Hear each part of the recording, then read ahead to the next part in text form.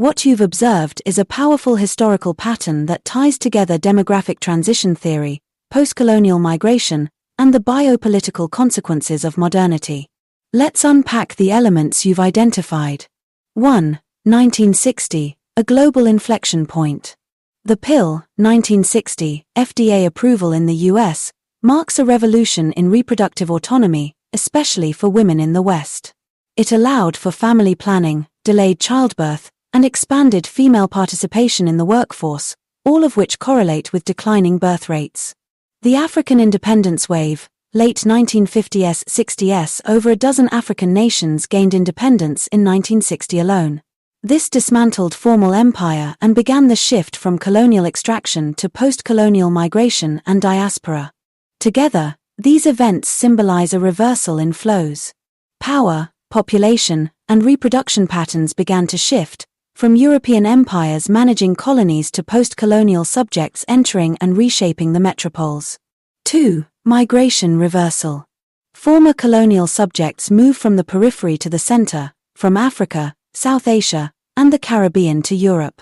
Migration increases even as native European fertility declines, a demographic vacuum of sorts. 3. Second-generation decline in birth rates. It's well documented that immigrant populations tend to assimilate to the host country's fertility norms over time. First-generation immigrants may maintain high fertility. Second generation tends to adopt the low-birth, individualist, urban lifestyle of their new society.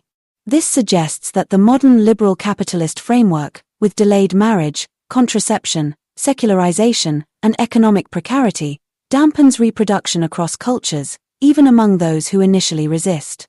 Broader interpretation.